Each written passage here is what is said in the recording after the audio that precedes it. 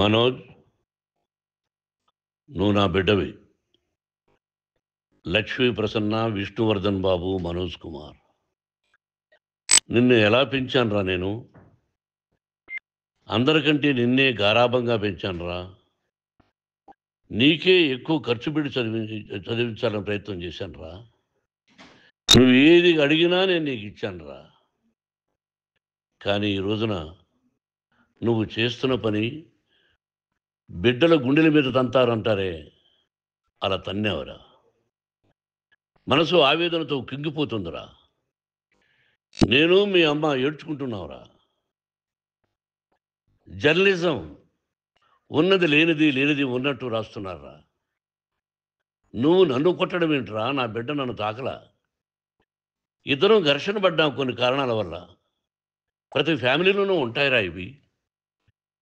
లేనివాడు ఎవరైనా ఉంటే ప్రపంచంలో ఒకరున్నారేమో, 1% ఉంటుందేమో. అటువంటి వాళ్ళ ఇంటికి వెళ్ళి కాళ్ళు గడిగి నిద్ర పూసుకోవచ్చు. భారత భాగవత రామాయణాలు చూశావు కదరా. ఏమిటిది? మీ అమ్మ ఎంత కుమిలిపోతుంది ఈ రోజున హాస్పిటల్ చేరింది. నీ వల్ల హాస్పిటల్ చేరుతాను.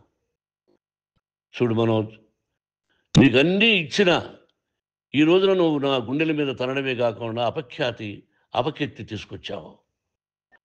ఏదేదో రాశావు, ఏదేదో చెప్తున్నావు. కొంతమంది జర్నలిస్టులు ఉన్నది లేనిది, లేనిది ఉన్నట్టు రాసేవాళ్ళ తత్వం వాళ్ళకి. ఎందుకంటే టీఆర్పీ పెరగాలి. ఇది వాళ్ళ నైజం. మనం మార్చలేము. వాళ్ళందరి మీద మన కోర్టుకు వెళ్ళలేము. వాక్ స్వాతంత్రం అంటారు, ప్రజాస్వామ్యం అంటారు. ప్రజాస్వామ్యంలో కూడా కొన్ని హద్దులు ఉన్నాయి. ఇది నీకు తెలుసు అనుకున్నా. ఎంత మంచి నటుడివి నువ్వు.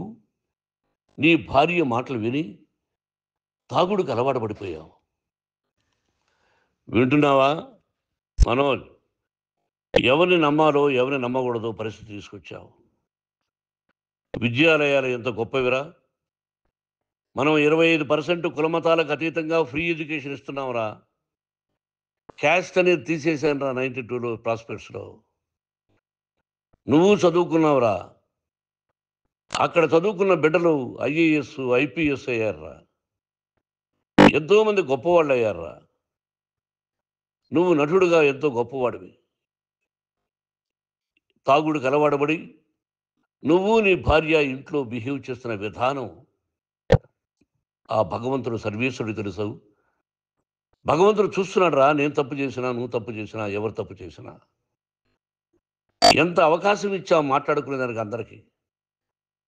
ఇన్ని సంవత్సరాల్లో మన విద్యాలయాల్లో ఒక్క తల్లి కానీ ఒక తండ్రి కానీ ఏమైనా చెప్పారా?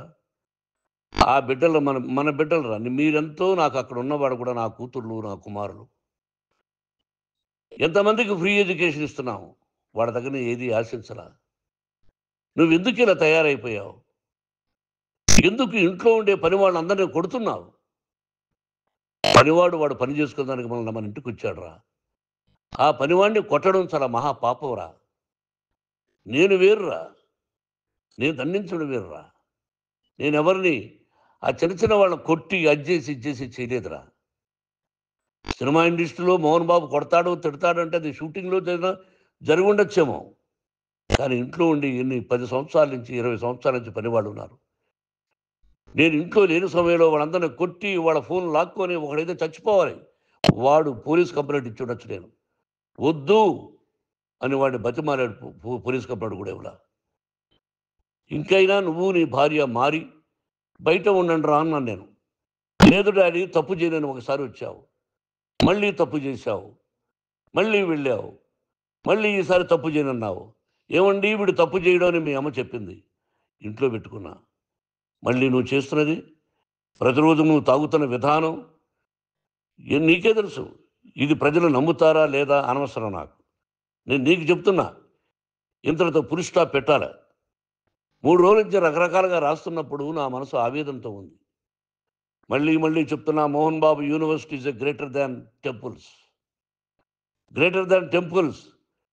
బిడ్డలను కాలేజీలో చేర్చుకునే ముందు చెప్తారు, అన్నయ్య ఎంత ఉంది యూనివర్సిటీ రూల్సు, ఇది మా పద్ధతి, మీకు ఇష్టమైతే చేర్చండి. గవర్నమెంట్ బిడ్డలని గవర్నమెంట్ ఏమి ఇస్తుందో ఇంత పర్సంటేజీ, వాళ్ళకు కూడా మీ దగ్గర ఎందుకు డబ్బు తీసుకుంటున్నామంటే దానికి అర్థం పరమార్థం చెప్పాము. దొంగతనంగా తీసుకోలేదు. ప్రతిదానికి చెక్కులు ఉన్నాయి. అది అకౌంట్ ఉంది. దానిలో తప్పులు జరిగితే డిపార్ట్‌మెంట్ ఉంది. కాలేజీలో ఇంకేమైనా తప్పు జరిగితే గవర్నమెంట్ ఉంది. ఇవన్నీ నీకు తెలుసు. ఈ రోజున ప్రపంచంలోనే నంబర్ 1గా చేయాలని మీ అన్న కష్టపడి ఇతర దేశాల్లో నంబర్ 1 యూనివర్సిటీతో టై అప్ చేశాడు. ఈ రోజు నువ్వు చేసిన విధానం ఏమిటి? నువ్వే ఒకప్పుడు నాకు ఇవి ఏమొద్దు నేను యాక్టింగ్ అన్నావు. ఈ రోజున ఏం చేస్తున్నావు? విద్యాలయాల మీద పడ్డావు. తల్లిదండ్రులు చాలా గొప్పవాళ్ళురా. కొంతమందికి డబ్బు కట్టలేకపోవచ్చు. కట్టని వాళ్ళకు కొంత సహాయం చేసాం. అంతా సహాయం చేయలేము. బ్యాంకుల్లో డబ్బు కట్టాలి. లెక్చరర్స్‌కి డబ్బులివ్వాలి. యూనివర్సిటీ బ్రహ్మాండంగా నడపాలంటే మంచి లెక్చరర్స్ కావాలి. ఇయన్నీ తెలిసి చేస్తున్నావురా 32, 33 సంవత్సరాల నుంచి. అది పక్కన పెడితే అందరినీ కొట్టడానికొస్తావు. అందరినీ కొట్టడానికొస్తావు. మీ అన్నని తిడతావు. ఒక వ్యక్తి వినయ్ గారనే ఆయన వ్యక్తి హెల్ప్ చేయడానికొస్తే, ఆ వినయ్ ఎవరు లంజాకొడుకు చంపేస్తాను వాడు అన్నావు. ఇయన్నీ ఎంత తప్పురా? అంటే మీ నాన్నగారికి ఎవరు సహాయం చేయడానికొస్తే వాళ్ళందరినీ లంజాకొడుకులు అంటావు. చంపేస్తానంటావు. మీ అన్నని చంపేస్తానన్నావు. చంపరా చూద్దాం మీ అన్నని నేనే అన్నా. తాకరా నీ ధైర్యం ఉంటే అన్నా. ఎంతమందిని చంపాలనుకుంటున్నావు? ఎంతమందిని చేయాలనుకుంటున్నావు? నువ్వు ఏం సాధించాలనుకుంటున్నావు? ఆలోచించుకో.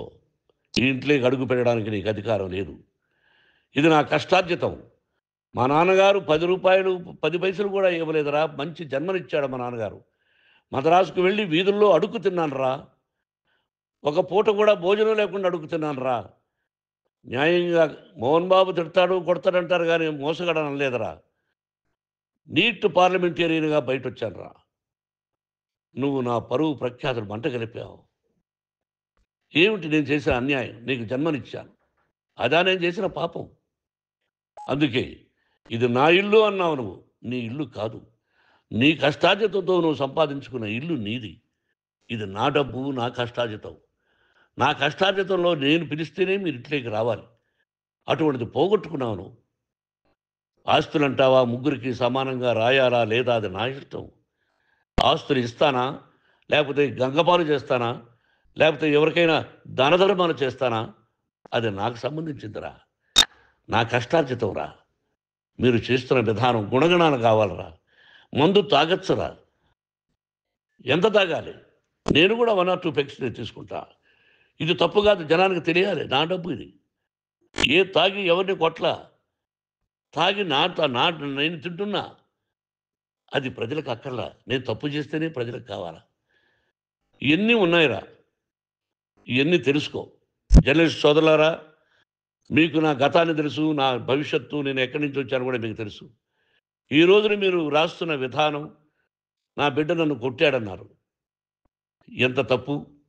ఈ రోజున నా బిడ్డ మీద కోపంతో అవును అని చెప్పచ్చు. కాదు. వాడు నా మీద చెయ్యెత్తలేదు. నేను ఘర్షణ పడ్డాం. ఘర్షణ వేరు, కొట్టుకోవడం వేరు.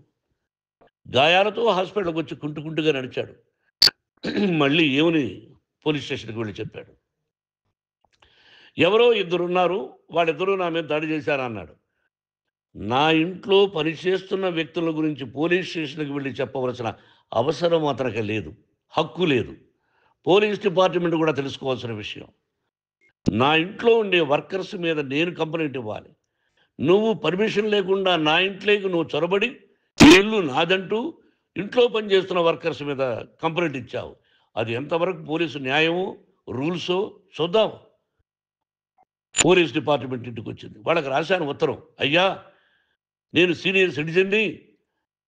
నాకు రక్షణ లేకుండా ఉంది. నా బిడ్డ వల్ల నా ఇంట్లో నుంచి నా బిడ్డను పంపించేసింది. ఇది నా ఇల్లని. వాళ్ళు నాకు సమాధానం ఇవ్వలేదు. ఇవ్వకపోగా ఎవరిని పట్టించుకోలేదు. ఇప్పుడు పోలీసు వాళ్ళొచ్చి ఏమండి రూల్స్ ప్రకారం నా బిడ్డ ఇంట్లోకి రాకూడదంటే మాకు హయ్యర్ డిపార్ట్మెంట్, హయ్యర్ అథారిటీ వాళ్ళు ఫోన్ చేశారు. మీరు ఎవరిని స్టాప్ చేయొద్దండి. బయట నుంచి ఎవరైనా వస్తే వాళ్ళని స్టాప్ చేయండి అన్నారు. 2 రోజుల నుంచి 10 మంది, 20 మంది వస్తున్నారు. వాళ్ళు అలా చూస్తూ నిలబడ్డారు. వాళ్ళు ఫోటోలు తీసుకున్నారు. వాళ్ళ మీద మళ్ళా వదిలేస్తున్నారు. ఎవరిని నిందించాలి? But I give respect to the police department. వాళ్ళకి ఎవరు ఏ అధికారి ఫోన్ చేశాడో, ఆ అధికారికి ఏ పొలిటీషియన్ చేశాడో అది వాళ్ళకే వదిలేస్తున్నా. కాబట్టి వాళ్ళు పోలీస్ కంప్లెయింట్ ఇచ్చినా కూడా మేము సంబంధం లేదని అంటున్నారు కాబట్టి నేను నా బిడ్డను నిన్ను నాపు చేస్తున్నా. నువ్వు ఇంట్లోకి వచ్చే అధికారం నీకు లేదు. నువ్వు వచ్చి నీ బిడ్డను తీసుకెళ్ళు. సంతోషం. నువ్వు రాలేదు, నీ బిడ్డను జాగ్రత్తగానే చూసుకుంటావు. Take care your daughter, that's all. మీ అమ్మ హాస్పిటల్లో అడ్మిట్ అయింది. రేపో ఎల్లుండో మీ అమ్మను పిలిపించి బాగైన తర్వాత ఇదిగో నువ్వు నీ కొడుకు బిడ్డను తీసుకెళ్ళి వాడికి అప్పచెప్పని చెప్తాను పోలీసు వాళ్ళ ఆధ్వర్యంలో. ఇది 100% జర్నలిస్టు సోదరులారా, ఫుల్ స్టాప్ పెట్టండి. మీకు కుటుంబాలు ఉన్నాయి, మీ యజమానులకు కుటుంబాలు ఉన్నాయి. మీ కుటుంబాల విషయాలు, మీ యజమానుల కుటుంబాల విషయాలు మేము ఎవరు జోక్యం చేసుకోరా. మేము నటీనటులం. మాది తప్పుంటే నటుడుగా నన్ను ఫెయిల్యూర్ అని రాయండి, నా నటన బాగలేకపోతే రాయండి. బట్ ఇంటి లోపల సందులో నుంచి చూస్తూ తప్పు చేస్తున్నామని ఉన్నది లేనిది లేనిది ఉన్నట్టు రాయకండి. మీకు నా హృదయపూర్వక నమస్కారాలు. ఇన్ని రోజులు హృదయపూర్వకంగా ఎంకరేజ్మెంట్ చేశారు. ఆ ఎంకరేజ్మెంట్కు నమస్కారం చేసుకుంటూ I love you all. I love you police department. మీరు న్యాయంగా ధర్మంగా నడుచుకోండి, ఎవరికి తొత్తుల్లాగా ఉండొద్దండి అని మనవి చేసుకుంటూ నేను సెలవు తీసుకుంటాను. Thank you very much for all the journalist. ఇక్కడ ఫుల్ స్టాప్ పెట్టండి, ఫుల్ స్టాప్ పెట్టండి. Thank you very much.